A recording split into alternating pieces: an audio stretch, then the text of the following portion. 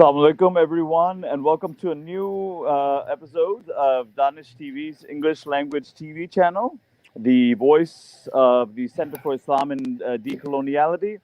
And not once again, I mean, today I think it's an incredible privilege and a delight to have one of the most stalwart scholars, public intellectuals in the United States who has been relentlessly campaigning not only for Palestinian liberation, Black liberation, women's liberation. Her commitment to these things in a very difficult and hostile environment uh, has just she's really been a role model for many, many of us that have also been in the solidarity movement, whether in the United States or throughout the world. And so I want to welcome Dr. Rabab Abdulhadi to the show. Thank you. Thank you so much for having me. Assalamu alaikum. I think it's evening in Pakistan, so good evening to everybody. Masal Walaikum khair. salam. Thank you so much for being here, and we are so excited to get this precious little time from you. But as I had mentioned also in the poster, I mean, right now we have we are undergoing in Palestine right now the ongoing Zionist terror campaign. Of course, you have undergone a Zionist attacks on you yourself, as others as well, within the United States, in order to even speak on the question of Yes. Palestine and Palestinian liberation for a very long time. So I want to connect these two. I think that would be very good for our audience here in Pakistan to understand what have been the pressures that have been placed on those of us that have been involved in international solidarity with the Palestinians. And I think that your own experience speaks to it so powerfully. That's why I wanted you to be on the show. So, but before that, very quickly, Professor Rabab, you are associated with a program at San Francisco State University known as AMED, which I am a great admirer and fan of. So I Thank did you. want you to speak a little bit about that. Okay, so how about if I actually like maybe start from what we say the center, go to the source, as Amilcar Cabral says, return to the Yes. source. So let's return to the source and talk about actually what's going on in Palestine and why is it that there is continued silencing of me, of shutting down the program on academic freedom. Why is that going on? So first of all, I just want to start by saying that I want to acknowledge that San Francisco State sits on indigenous stolen people's land, the Ohlone people, and we continue to acknowledge that, even increasingly importantly so because of what's going on also in Palestine, because we're also talking about another settler colonial context. Yes. Secondly, today, May 18th, is actually a call. It's a general strike called for by all the Palestinian groups everywhere in Gaza, in the West Bank, in Jerusalem, in the 48 areas, and people around the world are honoring, and where people have been asked to wear a kafiyah. That's, I'm wearing a dress with a kafiyah with the Palestinian signal. Secondly, people were asked to join participation. There is multiple events going around. And thirdly, people were asked to actually hold Israel accountable for its colonialism, racism, and apartheid by one of the things that people can do is join the BDS movement, boycott, divestment, and sanctions.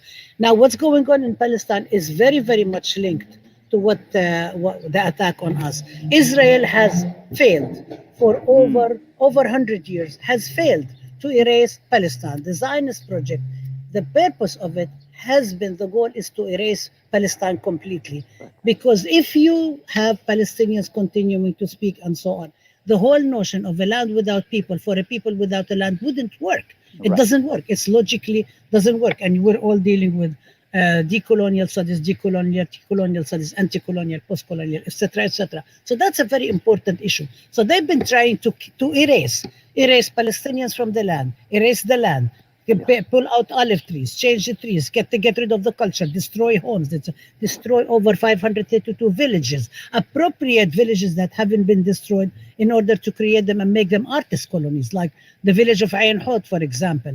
So this is kind of a continuation of a settler colonial project that has multiple ways of and multiple formations and reinvents itself continuously in order to continue that. And we know that it is not only the most right wing, the most fascist, the most fascist settlers or vigilantes who are doing it. We're talking about an official policy by the Israeli government.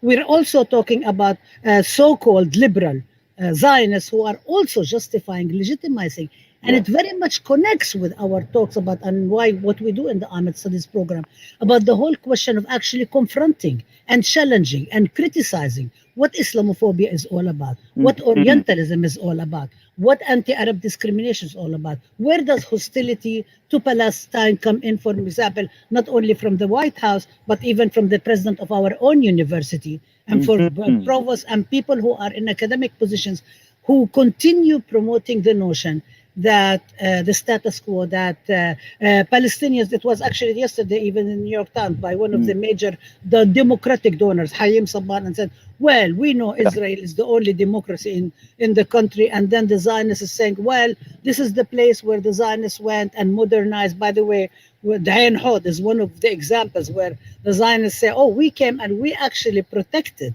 the historical artifacts of Palestinians, which is amazing, given what's going on in Silwan, in Aqsa, in Ain, in Sheikh Jarrah, in Lid. I mean, even when they say Lid is a mixed city, the reason it is because Palestinians were destroyed. And there was a big massacre after the creation of the State of Israel in July. I mean, we can talk about all of the stuff in details more later on. This is what we also teach in our classes. But there is a predominant, prevailing discourse that already exists that says that Palestinians, Arabs, and Muslims are terrorists, are misogynist. Men are exceptionally misogynist. Our society is exceptionally homophobic. Palestinian women, Arab and Muslim women are exceptionally docile and oppressed. And in order for us to actually even have our freedom, we need maybe on a plane from somebody from the United States or from Israel or from the European countries to come and save us, saving brown people from brown communities. Anyway, so this exists. Just like they had to do in Afghanistan. Yes. Afghanistan and Afghanistan in the South Asian continent during British colonialism, in Egypt, in the United States, when we talk about the indigenous communities, when we talk about black communities, when we talk about Algeria. I mean, we have so many histories, archive of history, which is part. And so that project, when that project fails, the supporters of the project become much more vicious. So the supporters of Israel, the apologists for Israel, instead of them saying, oh, we need to pressure Israel to actually act like any other state, so it would be held accountable just like any other state, no more, no less. And what they do is they actually construct a discourse, create a discourse that instead of actually criticizing Israel, they promote what Israel is doing. They legitimize what Israel is doing. I mean, we even hear from the White House that Israel has the right to defend itself. What does this mean? Nothing but a code name to kill more Palestinians, to destroy more Palestinians, to legitimize the bombing of buildings of civilians, to legitimize the killing of 12 Palestinian families, completely were erased. Not a single member is left in Gaza. To legitimize what's going on in Sheikh Jarrah, where the Israeli government says, oh, it's nothing but a private real estate deal, which just to bring it closer to what we're talking about, the president of my own university, when Zoom, a private tech company, shut us down and censored our webinar and actually exercised veto over our own curriculum, our university president said, well, I understand what Zoom did because it is a private company, it has its own terms of service, which is very interesting because now you're talking about a company that's providing service to maybe over 400,000 users because of the pandemic. Because of the pandemic, all our classes were online. And you have a term, the university president claims to be upholding academic freedom. If you are upholding academic freedom also includes right of faculty to have to be able to teach what they want to teach, to bring any guests they want to bring into the classroom. I've never heard that there are limits to what you can learn about, what you can't learn about. I've never heard that except in fascist context. I have never heard about that. And of course, Israel does the same thing for Palestinian schools, does the same Of thing. I course. grew up under Israeli occupation, so I know how they censor, how they change the curriculum, how they try to actually manage and control what we're talking about. But this is the same thing. Now here private tech companies coming and saying we're going to exercise veto power Right. over the content of your curriculum, and the university president says, oh, I support academic freedom, but I also understand how a private tech company can actually have veto power over our own curriculum. But you can't say something like James Baldwin says, well, Yeah. what I hear, what you say, it sounds great, but actually I really want to look at your actions. I want to see what Right. you're really doing, because if you don't match words with deeds, words don't mean anything. Lip service doesn't mean anything. So we have a combination of Israel failing to erase Palestine, Palestinian presence, Palestinian resistance, Palestinian people, trying to silence them from actually saying what we want: freedom, dignity, Yes. peace, justice, return. I mean, this is something that anybody wants. But it is a very reasonable, basic demands that any people want.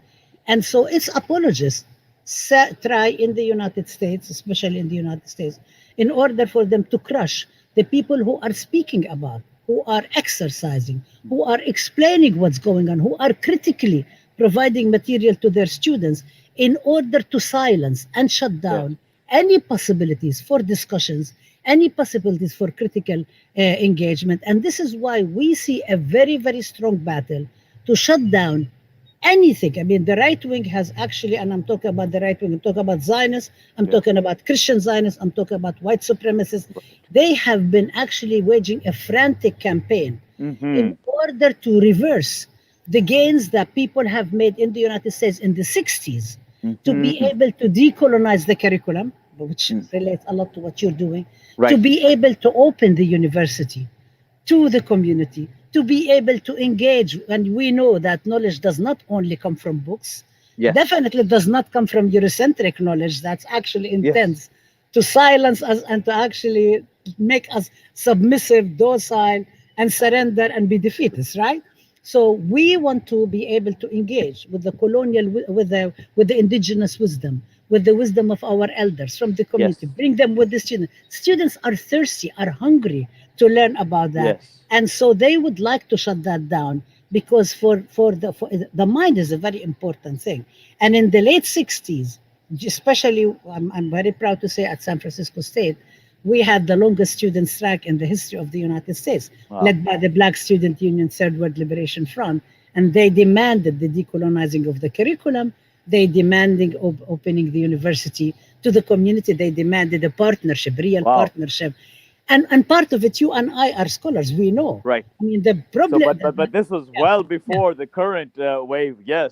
Way before, and it was always to hold the scholarship accountable, because we do know Yes. historically social sciences, knowledge sciences, and so on, especially since the age of European colonialism, Yes. has gone hand in hand to legitimize European colonization, to legitimize the pillage, to legitimize the so-called quote unquote discovery, which wasn't really a discovery, the colonization of the Americas in 1492, which also, as you know, incidentally happened exactly at the same time that there was the expulsion and inquisition and oppression of Muslims and Jews in the Iberian Yes. Peninsula by kings who misunderstood and misused what Christianity is all about.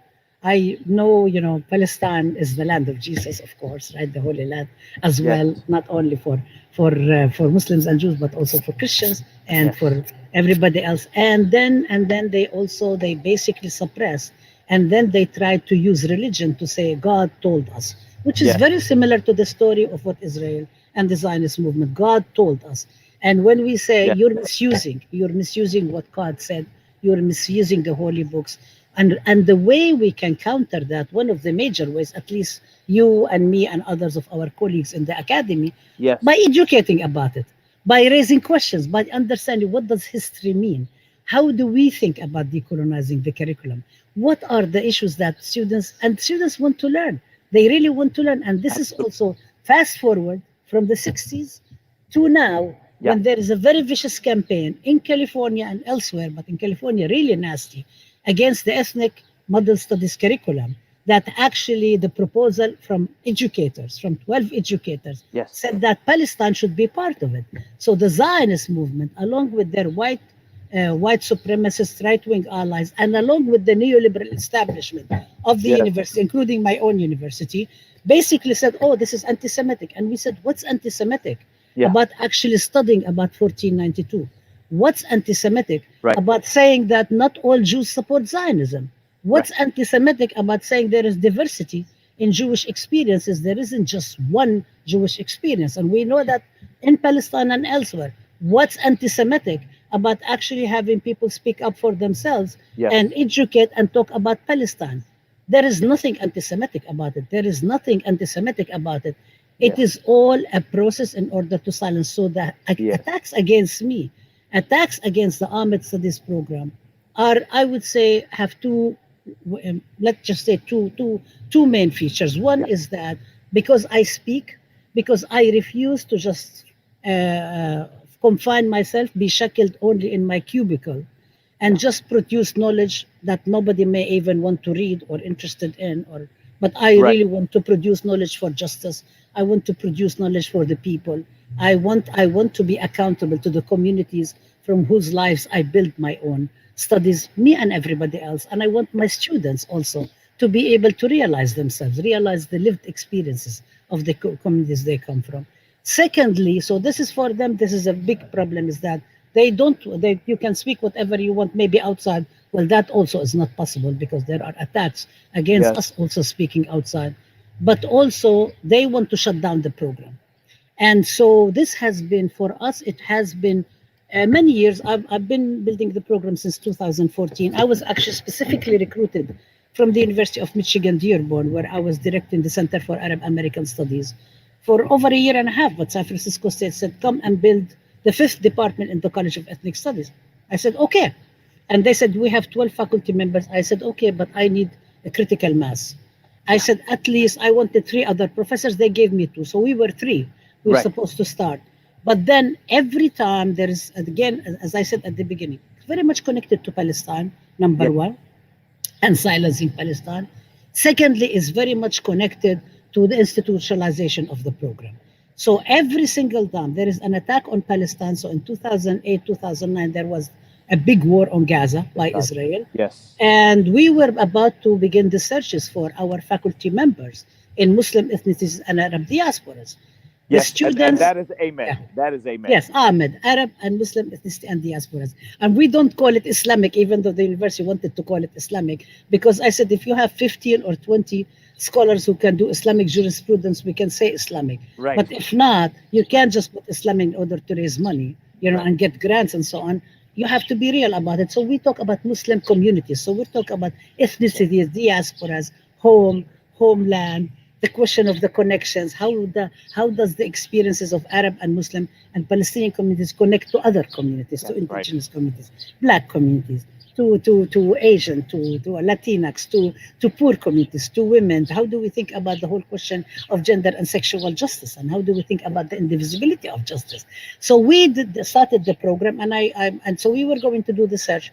The Palestinian students invited the co-founder of the BDS movement, Omar Barghouti, to speak at the anniversary of the Palestinian Cultural Mural. The Zionists got upset. 10-member delegation came and visited the president of the university from the Jewish Community Relations Council in San Francisco and demanded the event will be canceled. The event wasn't canceled, but shortly thereafter, the president canceled our searches for our faculty member. So, and then they claimed that this was a budget issue, which was not actually, because the budget had been approved for 2009 after the crash in 2008. Right. And so since 2011, 2010, 2011, I've been the only faculty member. We have no institutional funding from the university. We have no staff.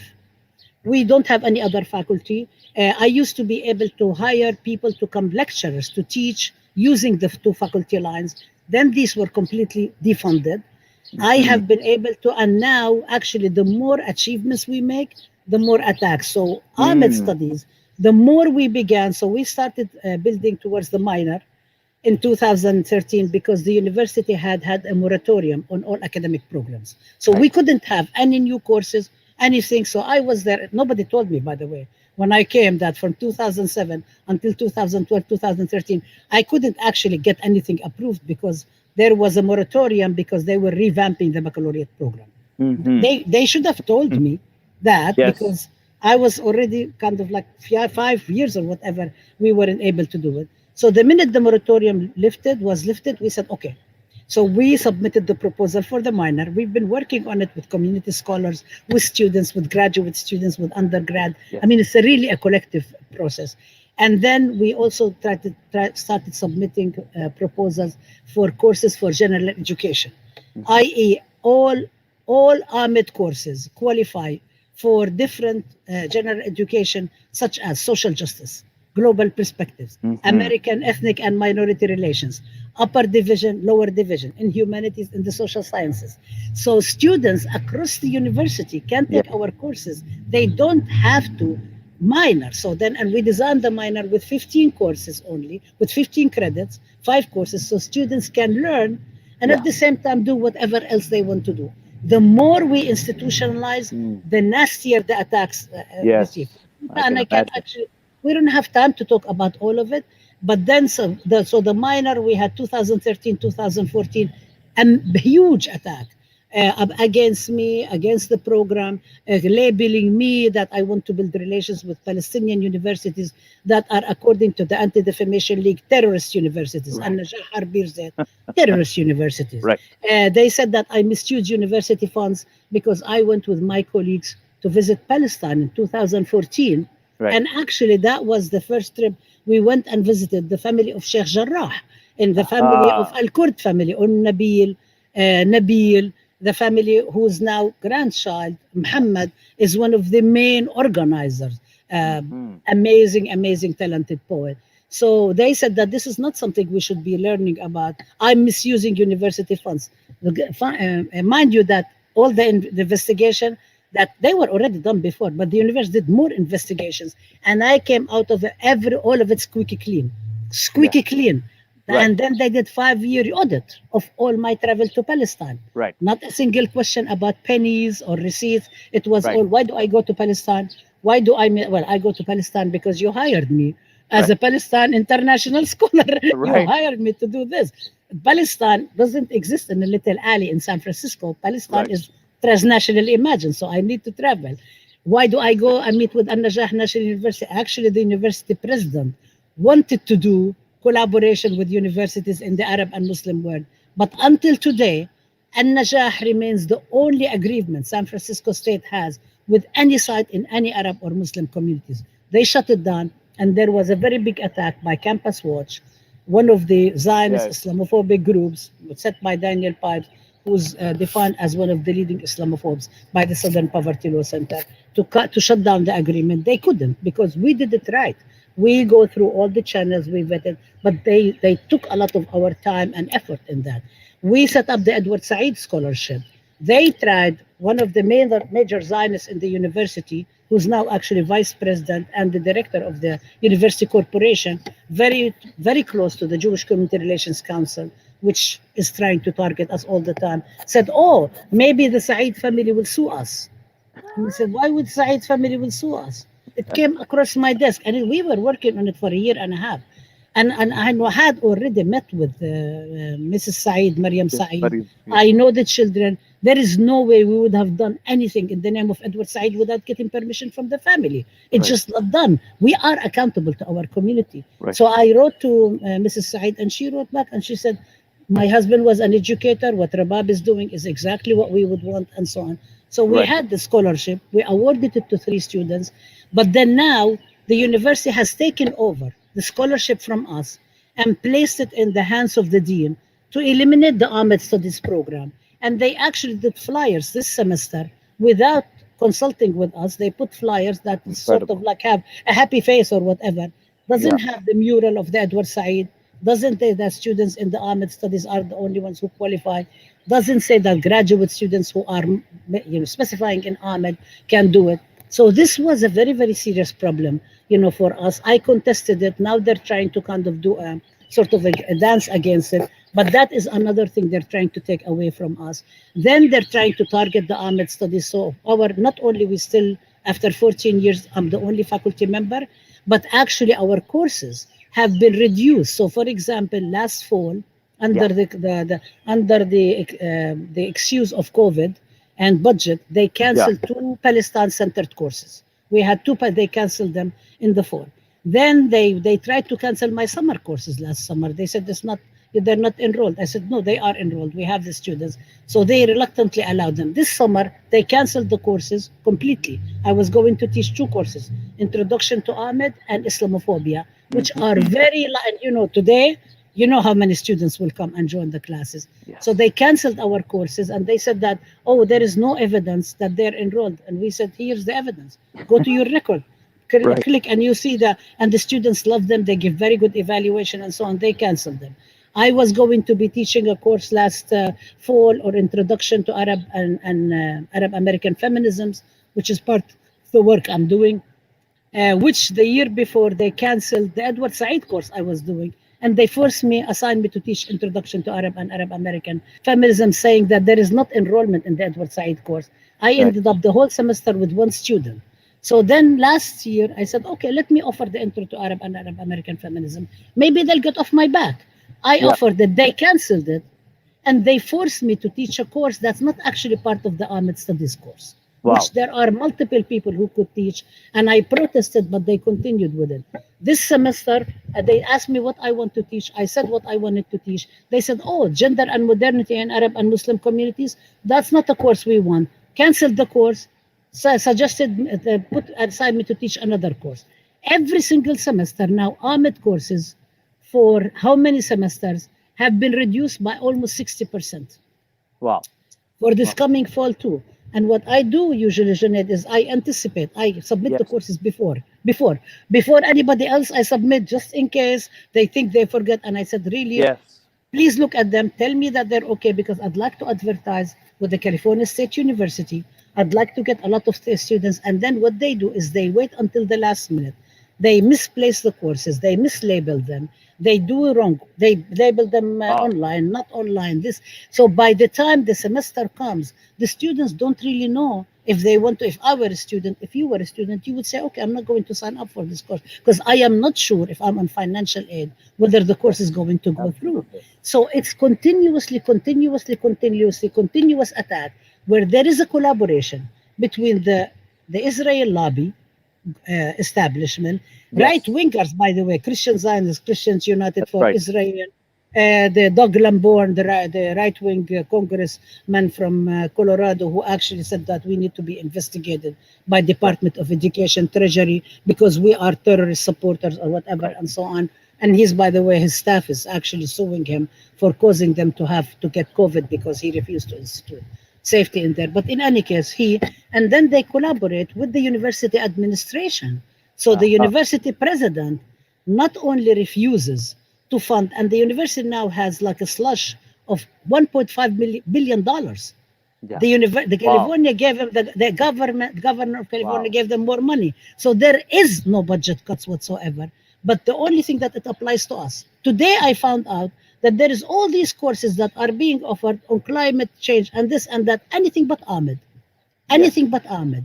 So it's kind of like consistent attack by the Zionists, by the right-wingers and the white supremacists, and the neoliberal agenda of the university, where it's being run like a corporation, and the chairs and the deans are actually taking the side of the university, probably because they feel that they will be able to get some rewards. They feel that maybe, because, with me, the university used to use the carrot with the stick, kind of like try to offer me things. And I'm saying, sorry, I'm not going to change. These things are really important to me. What we've accomplished is really important. Our open classrooms were very important to me, and so on. So they stopped using the carrot, and now they're using the stick. So that's right. My sabbatical was denied. I applied for a sabbatical. It was denied. I applied for something called difference in pay leave. It was denied. on the basis that the dean said, oh, Rabab Abdulhadi teaching Palestine, the teaching Palestine Yeah. pedagogical praxis and the indivisibility of justice, this major intellectual project. Oh, Rabab Abdulhadi is just assembling syllabi. And that is something she could do during. So I protested. The proposal was reviewed Yeah. by a member, the chair, I think, of academic committee in the Senate, and Yeah. by the associate dean for faculty affairs, and they said this is not fair.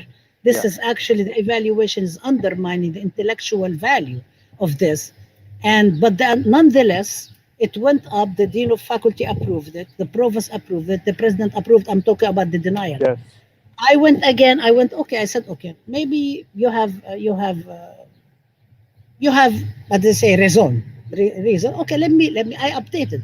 I added more. I added information about the Yes. conferences we did in Palestine. I added the Yes. collaboration with South Africa. I added the stuff we did. I mean, you know Yes. how many projects we Of do with teaching course. Palestine, and they still denied it again. They denied it again. Okay, so now we said, okay, the university is not supporting us.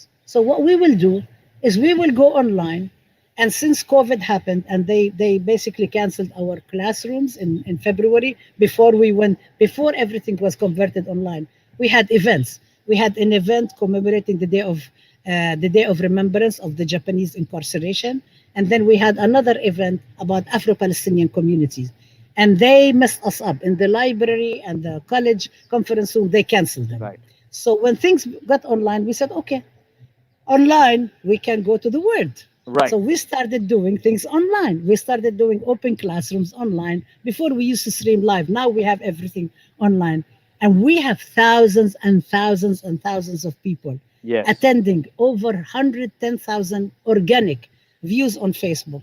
So then they pressured us, and they pressured the Zionists. There's an app from the Israeli government called ACT-IL. It's designed by the Israeli Ministry of Strategic Yes. Affairs, funded by the Herzliya Center, by Maccabi, by Israel on Campus Coalition. So they actually sent apps. They bragged that they sent 19,000 apps in September to shut down our webinar on whose narratives, gender justice and resistance, a conversation with Leila Khalid, that included two anti-Zionist major people like Rory Yes. Kasril and Laura Yes. Waraikon, Professor Rabab Abdulhadi from the Institute for Women's at Birzeit University, Yes. Brother Seko Odinga, who was in the Organization of African Unity with Malcolm X, left Yes. and went to the Black Panthers and Black Liberation, 33-year-old prisoner. And so they shut us down. 19,000 messages ACT-IL sent to Facebook, to YouTube, to Zoom to shut us down. And Wow. I actually, YouTube still has block on our YouTube channel. So Wow. then we tried to do it again. Leila Khalid, for our audience, actually, even in Pakistan, and Dr. Rabab, well known at that time. I just wanted to share this fact. Many people here in Pakistan would be Mhm. naming their daughters Leila, Leila. That's how popular and iconic a figure that she was. She's an iconic figure, and we weren't trying to glorify her or glorify anything or even glorify hijacking. We actually thought that it is really important. Yeah. As you know, in the academy, as you know, as somebody who does decolonial studies, in the academy, the 60s is a very important period. People are studying, talking about, and so on. So we actually wanted to talk about what does it mean Yeah. to have somebody who's an iconic feminist icon. What does it mean for people to think? And then I will tell you, not only people in Pakistan. I mean, when we were commemorating the 40th anniversary of the strike, 1968 strike, all the people who participated came in, and one of the people, her name is Damira Ahmad. God bless her soul. She passed on. She was Carlota Simmons. She was one of the leaders of the Black Panther Yes. Party. She comes into the room and says, "Are you the Palestinian sister?" And I said, "Well, I am a Palestinian sister." Yeah. And she said, "Oh, I want to talk to you. I named my daughter Layla after Layla Khalid." I said, "Oh, Uh, wow."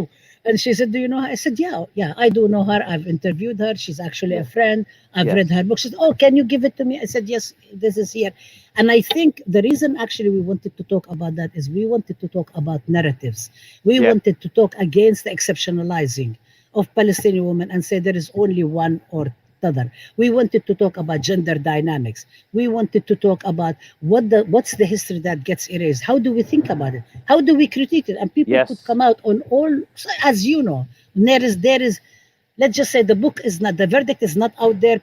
Some people Yes. love Fanon, some people do not. Some like us love Fanon but are critical of some aspects of Yes. Fanon. But this is what knowledge is all about. I mean, Of this is what we need to do, and this is what they try to shut down.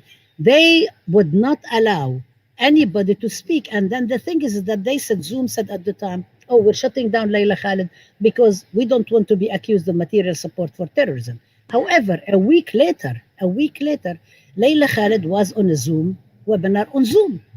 Yeah. And so within it, and when I called Layla Khalid, I said, by the way, did you issue any statements between September 23rd when we shut down and the Zoom when you spoke? And she said, she started laughing. She said, no, I didn't.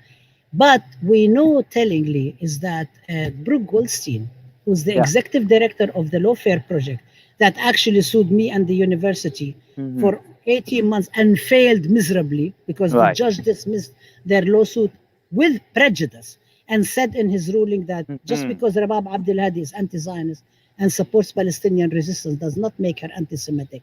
Anyway, Brooke Goldstein said in an interview on NPR, she said, oh, they can speak whatever where they want, but they cannot make it as part of a legitimate academic program. And this is the crux of the matter. Yes.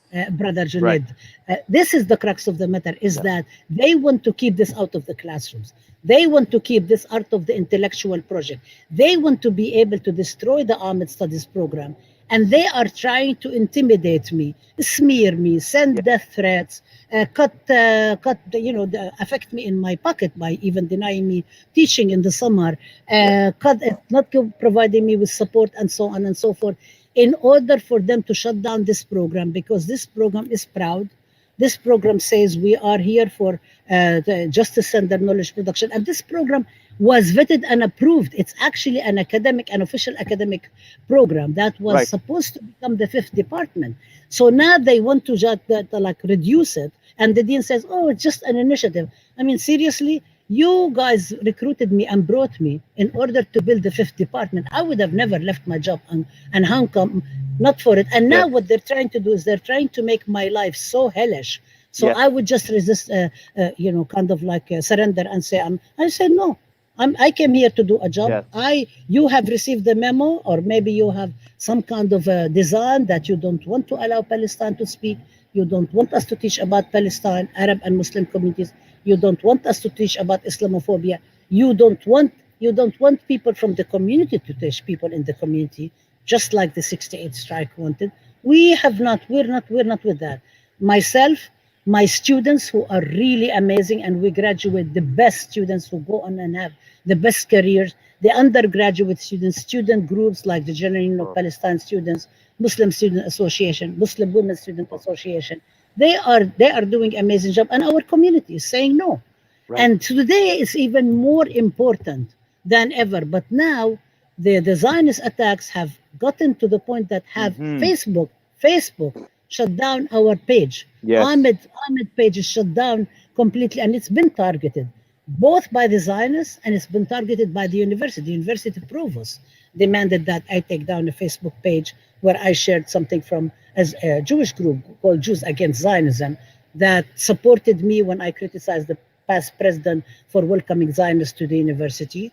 The dean also had sent me 3 emails asking me to take it down. The provost threatened me with disciplinary measure, and I said, no, I'm not going to take it down. It's my academic freedom. So now Facebook came and shut down the Facebook page, and this is what the Zionists wanted, and this is what the university wanted. So we actually don't even have an avenue. We were going to do the classes anyway. You said that you're not going to allow us to do the summer courses. We're going to offer them anyway. And now we even decided we wanted to offer a course on Palestine because it's really, really important. We don't have avenues. This is the problem, is that they're shutting down. And this is why, like talking with you and being on this program with you, it's so important because it allows us to get our message out. It allows people to hear about what's the content of the program that they're trying to shut down. Why is it that they're trying to shut us down? Why is it that they're trying to silence us? Between the neoliberals at the university, who are running it as a corporation, between their Zionist allies, and between the right wingers and the white supremacists. They're all trying to shut down this program. But we say this is the program for the people. We will continue. Right. We're not going to be silenced. That's right. And I think that coming back from where you began, the Zionists have failed to erase the Palestinians, and they've also failed to erase the Palestinian narrative despite the most vicious attempts, direct terror to Palestinians themselves in the occupied territories, as well as the vicious attacks that you've described. But despite all of these efforts, and despite the incredible power they've wielded, as you have correctly noted, the nexus within the United States of the Israeli lobby, white supremacists, Christian Zionism, the neoliberal elites, all of these attacks coming from all of these spaces and converging with the deep Islamophobia right now Exactly. in regard to Palestine, as well as to other issues like Kashmir and so on. It's been incredible how individuals like yourself. I don't want to just make it, but Dr. Rabab. I mean, people like to think that California, San Francisco, this is the liberal heartland. Everything can be said here, and it's no problem. And other places in the deep south or in the Midwest, it'll be so difficult. But here it should be easy. But as your experience has demonstrated, certainly it is not easy against these powers that are trying to shut down and police this speech. But so far, people like you have resisted relentlessly and not allowed them to do so. Dr. Rabab, I really apologize, but so that people can get your message and not just stop after 10 minutes, I do need to end the show here. But I do want to express my profound gratitude, Dr. Rabab, for taking the time Thank you to for share having your me. experience. Thank you for having me, and thank you for allowing me to get my message out and have people hear and engage with it. Thank you so much, Dr. Rabab. Take care. Assalamu alaikum. Alaikum salam.